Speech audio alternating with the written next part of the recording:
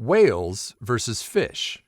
How to build a sustainable voiceover career. Hey there, welcome to the Voiceover Blueprint YouTube channel. My name's Mike Hathcote. I'm a full-time voice actor and author of the book, The Voiceover Blueprint, which is your guide to getting started in voiceover. It is the book that I wish I had started with. But you can pick that up in the description and pinned comment below for less than $10. You'll get the digital download as well as the audiobook, plus 4 free gifts. Today I want to talk about something that most voice actors completely get wrong. And it's the reason that they sometimes can burn out or feel like they're failing when in reality they're actually right on track. What I'm talking about here is whales versus fish. The whales, the big jobs, versus the fish, the small jobs. Which ones matter more? And which ones are going to actually sustain your career? The answer might surprise you. But real quick before we dive in, if you want to learn even more about how to sustain your voiceover career, then check out the Voiceover Blueprint. That's my main training program, which is the most comprehensive and interactive voiceover training program out there. If you want to learn more, you can book a free call in the description and pinned comment below.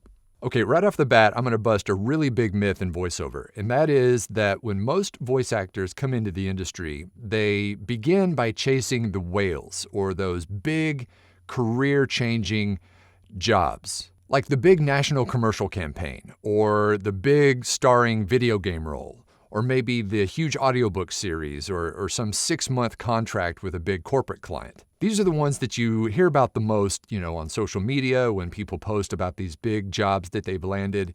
And those are great to have. I'm not saying that you shouldn't go after those, but those are only a very small piece of the overall voiceover puzzle. And don't get me wrong, whales are awesome. You should still go after them. You should still brag about them when you land one. But getting a whale job or one of these big, high-paying, high-profile jobs is great, but it will not sustain a long-term career. But here's the truth that working voice pros know. You cannot sustain a long-term career on just whales. You have to build it on fish. And that's the stuff that kind of flies under the radar. The small jobs, the recurring jobs, the jobs that, people don't really post about online, but you get them day in and day out. They're not glamorous or sexy, but they pay well and they're consistent. So just think about that. There are way more fish than whales in the sea. So they're way more plentiful, they're way more consistent, and way more accessible. So I'm not saying to not go after the whales, but those fish are going to be what pays your bills. If you've ever seen, a photo or a video of a fisherman's boat that is just overloaded with a bunch of just medium-sized fish, you know how this works. It is really, it's not like you have to have one big giant whale to sustain your career and make a living. It's all those steady, repeatable catches. Jobs like short video narrations or e-learning, or maybe an industrial or a corporate spot, maybe a phone system thrown in here and there, or a podcast intro. All those little jobs that you can get throughout the day, while they're not glamorous, they can add up. So nothing flashy, nothing to post about on social media, maybe nothing to frame and put on your wall, but they are consistent and they build your client base. They keep you moving forward while you chase the whales. And then, of course, if you land a whale, that's just icing on the cake. And this is the part that most people miss. They don't realize that even the big-time actors that book those big national campaigns, they still rely on the fish to pay their bills in between those big opportunities. Now I want to talk about why fish matter more than you think. And I'm not talking about just financially. I'm talking about professionally. Fish create consistency. So you may book a whale once every few months or even every few years, but you can book these fish daily, weekly, monthly. And when you do that, that consistency will let you kind of plan ahead so you can kind of see what your income is going to look like over a longer stretch. Those fish actually turn into recurring clients. So that means that, you do a good job for them once. Most likely they're going to keep coming back to you over and over again over months or even years. I've worked with tons of students who, after they've understood this fish versus whale analogy, they're much more likely to extend their career and grow their career faster when they realize that They're not just focusing on that career-changing whale all the time, and they're just consistently bringing in the fish. Another great thing about fish is that it keeps your skills sharp, right? So if you're doing jobs day in and day out, that's more practice. And of course, the more practice, the faster you grow.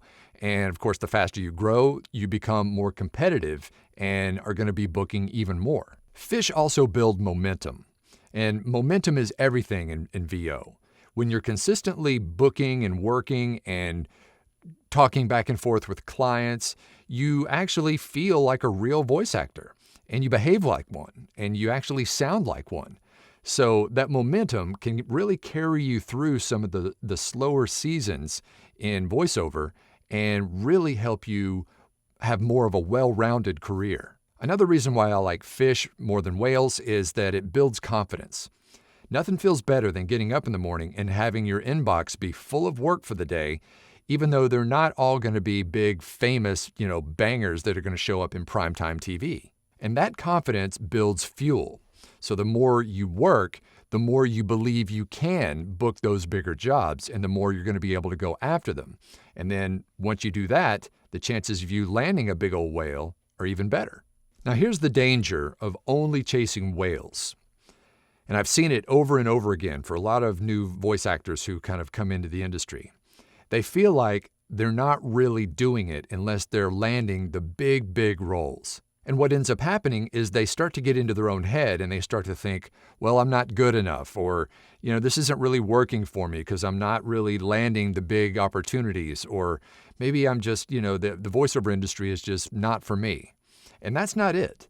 It's kind of like you're aiming for the top of the mountain right off the bat without actually taking that hiking trail up that kind of meanders up and down and kind of works its way up slowly. That mindset of just focusing on whales is going to create, frustration and comparison. We've talked before on here about playing the comparison game where you shouldn't, look at someone else's career and compare yours to theirs.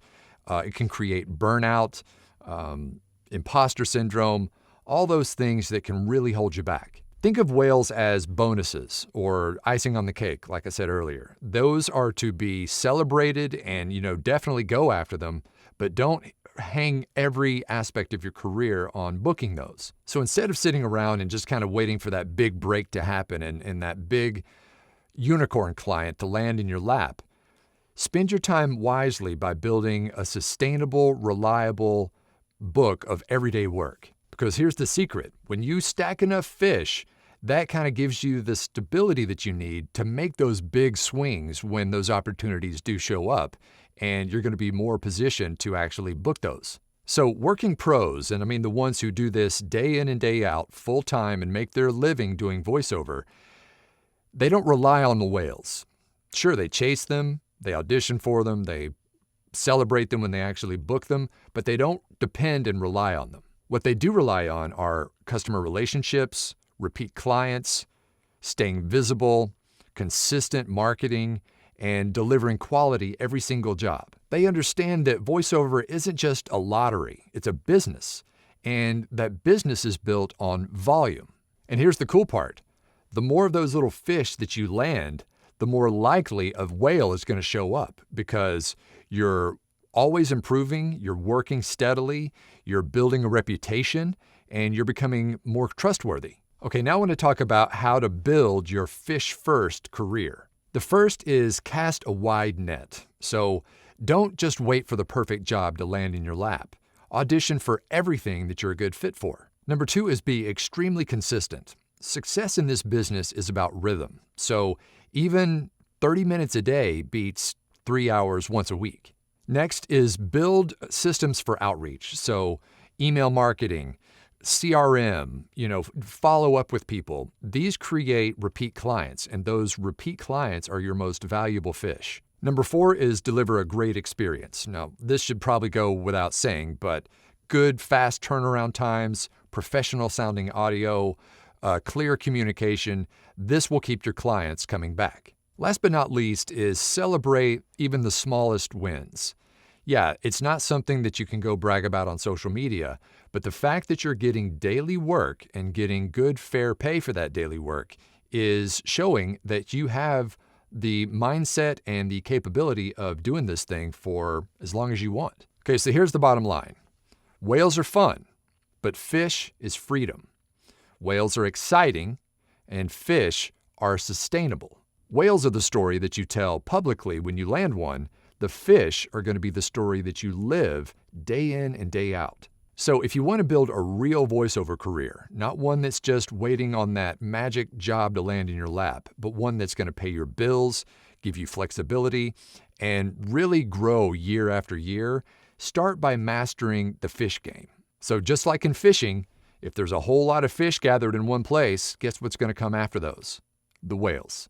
Well, thank you for hanging out for just a little bit, talking about fish and whales. I hope you got a little bit out of this. And if you did, feel free to hit the like and subscribe and hit that notification bell so that you can make sure and get these videos as soon as they drop. And since we're talking about fish versus whales, if you want to find the top 5 voiceover genres that are most likely to pay, then check this out.